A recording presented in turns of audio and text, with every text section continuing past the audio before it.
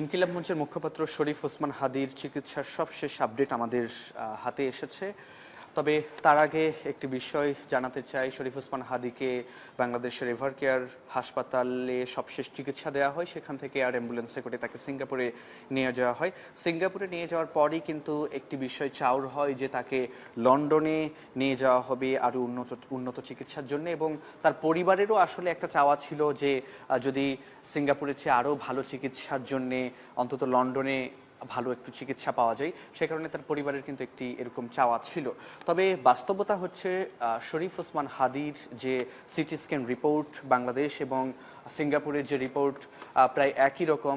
যে বিষয়টি দেখা যায় যে শরীফ ওসমান হাদির যে সিটি স্ক্যান রিপোর্ট, সেখানে আসলে দেখা যায় যে তার মস্তিষ্কে আসলে গুলির যে আঘাত সেটি আসলে এতটাই বিস্তৃত এবং তিনি আসলে এই মুহূর্তে এতটাই ইনজুর্ড যে তাকে সেই সিঙ্গাপুর থেকে এই মুহূর্তে আসলে লন্ডনে নিয়ে যাওয়ার মতো শারীরিক যে তার অবস্থা, সেই অবস্থায় আসলে তিনি নেই। সে কারণে শরীফ ওসমান হাদিকে আসলে এখন আর লন্ডনে নিয়ে যাওয়া হচ্ছে না, যদিও এটা নিয়ে আলোচনা হয়েছিল। কিন্তু আমরা এখন যে তথ্যটি আসলে পেয়েছি, ইনকিলাব মঞ্চ তারা গণমাধ্যমে পাঠানো তাদের এক প্রেস বিজ্ঞপ্তিতে তারা জানিয়েছে যে ওসমান হাদি এখন জীবন মৃত্যুর সন্ধিক্ষণে এবং তাকে লন্ডনে আসলে নয়, পরিবারের পক্ষ থেকে সিঙ্গাপুরে অপারেশন করার অনুমতি দেয়া হয়েছে।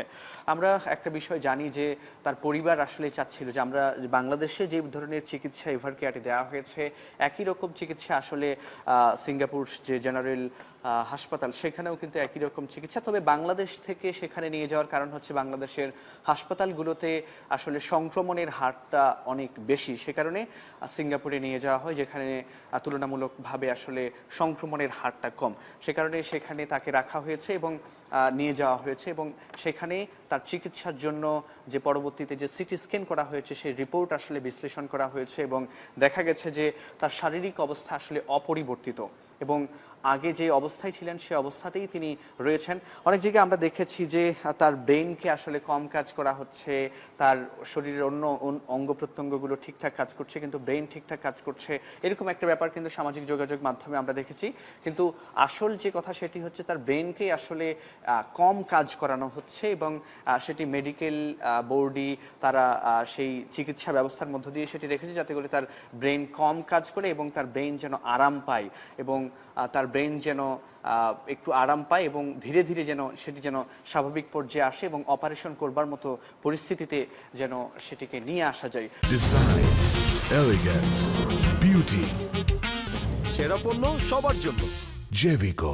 শরীফ ওসমান হাদি মূলত আমরা জানি যে গণ অভ্যুত্থান থেকে শুরু করে এখন পর্যন্ত আসলে তিনি সামাজিক যোগাযোগ মাধ্যম থেকে শুরু করে সব জায়গাতেই গণমাধ্যমে তিনি আসলে বাংলাদেশের বিরুদ্ধে যারা আগ্রাসন চালায় অর্থাৎ আধিপত্যবাদের বিরুদ্ধে তিনি কিন্তু সোচ্চার ছিলেন বিভিন্নভাবেই এবং তার যে ইনকিলাব মঞ্চ সেই ইনকিলাব মঞ্চ মূলত বাংলাদেশের যে আওয়ামী লীগ নিষিদ্ধকরণ এবং রাষ্ট্রপতি অপসারণ অর্থাৎ নানা রকম গণতান্ত্রিক যে ব্যাপারগুলো দাবি দেওয়াগুলো, এছাড়া আমরা দেখেছি যে তিনি যে পিলখানা হত্যাকাণ্ডের সঠিক বিচার কমিশন গঠন সেগুলোর ব্যাপারে কিন্তু তিনি সচেতন ছিলেন এবং সবশেষ তিনি আসলে আমরা দেখেছি যে ঢাকা ৮ যে সংসদীয় আসন সেখানকার তিনি সম্ভাব্য প্রার্থী হিসেবেও তিনি কিন্তু নিজেকে ঘোষণা দিয়েছিলেন এবং তিনি কিন্তু তার মতো করে প্রচারণাও কিন্তু চালিয়ে যাচ্ছিলেন।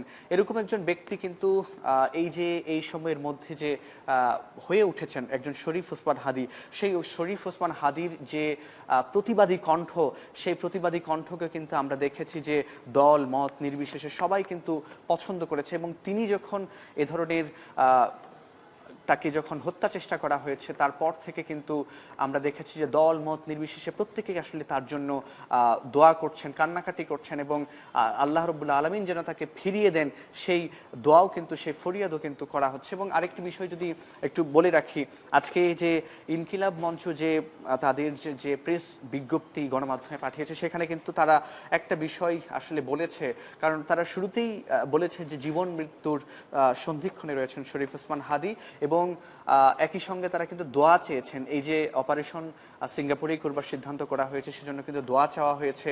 আসলে যখন আর কোনো কিছুই থাকে না, তখন কিন্তু একমাত্র ভরসা মানুষের থাকে সৃষ্টিকর্তার প্রতি। সেই সৃষ্টিকর্তার প্রতি কিন্তু আস্থা রাখতে বলছেন এবং সবাইকে আসলে তার জন্য দোয়া করতে বলছেন। এবং একই সঙ্গে কিন্তু আজকে যে ইনকিলাব মঞ্চ তারা আরেকটি বিষয় যেখানে বলেছেন যে এই শরীফ ওসমান হাদী যদি আল্লাহর ডাকে সাড়া দিয়ে তিনি যদি শাহাদাতের কাতারেও সামিল হয়ে যান, তাহলে কিন্তু যে বিষয়টি বলা হয়েছে যে বাংলাদেশের স্বাধীনতাকামী মজলুম জনতাকে সার্বভৌমত্ব নিশ্চিতকরণে শাহবাগে জড়ো হওয়ার জন্য কিন্তু আহ্বান করেছে ইনকিলাব মঞ্চ। একই সঙ্গে তারা হুঁশিয়ারি দিয়েছেন খুনিরা গ্রেপ্তার না হওয়া পর্যন্ত আমরা শাহবাগে অবস্থান করব এবং পুরো বাংলাদেশকে অচল করে দেব। কারণ আমরা দেখেছি যে যেই মোটরসাইকেল থেকে শরীফ ওসমান হাদীরা যখন রিকশায় ছিলেন এবং যারা হত্যা চেষ্টা চালিয়েছে, গুলি করেছে, তারা কিন্তু একটি মোটরসাইকেল নিয়ে পাশ দিয়ে গিয়ে তারা কিন্তু শ্যুট করেছে। এই খুনিরা এই যারা হত্যা চেষ্টা চালিয়েছে তারা ভারতে পালিয়ে গিয়েছেন, এরকম একটি খবর কিন্তু বিভিন্ন মাধ্যম থেকে আসে। কিন্তু ইনকিলাব মঞ্চ সেটি মানতে রাজি নন। তারা মনে করেন যে যারা খুনি রয়েছেন তারা আসলে দেশেই অবস্থান করছেন এবং তাদেরকে যে কোনো মূল্যে গ্রেপ্তার করতে হবে। এবং তারা আরেকটি বিষয় কিন্তু বলছেন যে যদি ভারতে পালিয়েও থাকে এই হত্যা চেষ্টাকারী এই খুনিরা, তাহলে তাদেরকে ভারত সরকারের সাথে আলোচনা করে যে কোনো মূল্যে তাকে গ্রেপ্তারপূর্বক ফেরত আনতে হবে। এবং তারা কিন্তু আমরা দেখেছি যে ডাকসুর যিনি নেত্রী ফাতিমা তাসনিম জুমা, তিনি সহ যে ইনকিলাব মঞ্চের যারা নেতাকর্মী রয়েছেন তাদের কিন্তু স্পষ্ট বক্তব্য হচ্ছে যে যে কোনো মূল্যে যারা খুনি রয়েছেন তাদেরকে জীবিত তারা আসলে উদ্ধার চান। আমরা আরেকটি বিষয় দেখেছি যে এই যে ইনকিলাব মঞ্চ তাদের যে মুখপাত্র শরীফ ওসমান হাদী, তার এই চিকিৎসার জন্য কিন্তু বাংলাদেশ সরকার থেকে সব রকম সহযোগিতা করা হচ্ছে। এবং আমরা কিন্তু ফেসবুকে কিন্তু দেখেছিলাম যে বিভিন্ন গুজব ছড়ানো হয়েছে যে তার আর্থিক চিকিৎসার জন্য বিকাশে নগদে টাকা পাঠান। কিন্তু ইনকিলাব মঞ্চ স্পষ্ট বলেছে যে কেউ টাকা চাইলে তাকে যেন না দেয়া হয় এবং এগুলো আসলে গুজব, কারণ তার চিকিৎসার সরকারি আসলে বহন করছে তার চিকিৎসার খরচ। এবং একই সঙ্গে আরেকটি বিষয় আসলে বলতে চাই যে শরীফ ওসমান হাদী, এই যে শরীফ ওসমান হাদী হয়ে ওঠার যে আসলে গল্পটা, গত যে জুলাই গণ অভ্যুত্থান হয়েছে সেই জুলাই গণ অভ্যুত্থানের অবদান থেকে শুরু করে এর পরবর্তীতে তিনি যে সক্রিয় ভূমিকা রেখেছেন ভারতীয় আধিপত্যবাদের বিরুদ্ধে, বাংলাদেশের স্বাধীনতার সার্বভৌমত্বের পক্ষে তিনি যে সক্রিয় অবস্থান নিয়েছেন এবং তিনি যে বিদ্রোহী এবং বিপ্লবী যে একটি কণ্ঠস্বর, সে কারণে কিন্তু তিনি অনেকের কাছেই আসলে জনপ্রিয় হয়ে ওঠেন। এবং তার এই অসুস্থতার পরে এবং তার এই গুলি যখন তিনি খেয়েছেন এরপরই কিন্তু সাধারণ মানুষ তার জন্য অনেক বেশি দোয়া করছেন, ফেসবুকে সামাজিক যোগাযোগ মাধ্যমে তার জন্য ফরিয়াদ করছেন।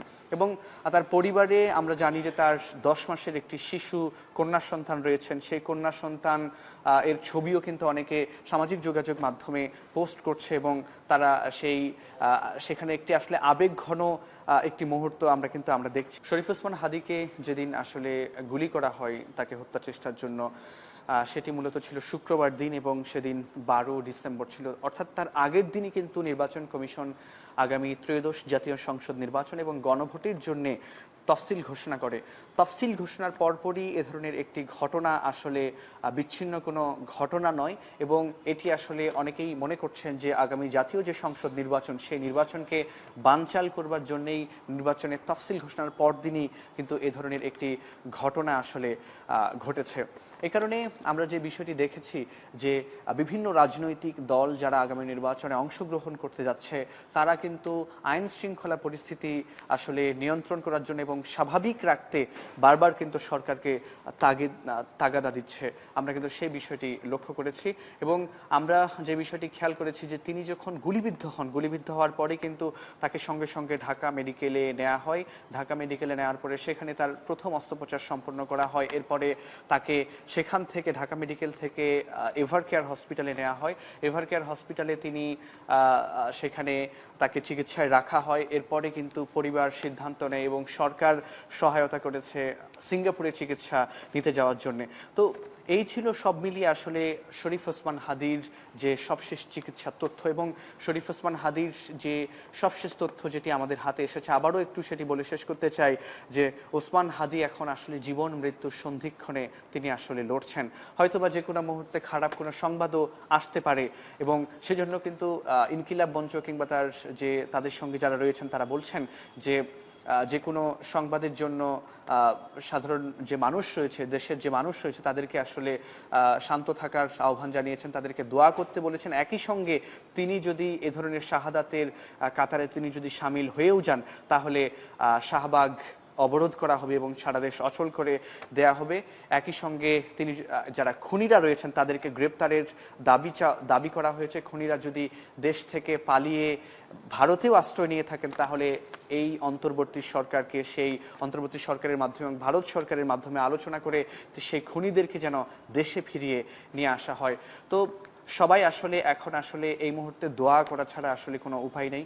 আমাদের প্রত্যেককে এখন ফরিয়াদ করতে হবে যেন শরীফ ওসমান হাদি ফিরে আসেন।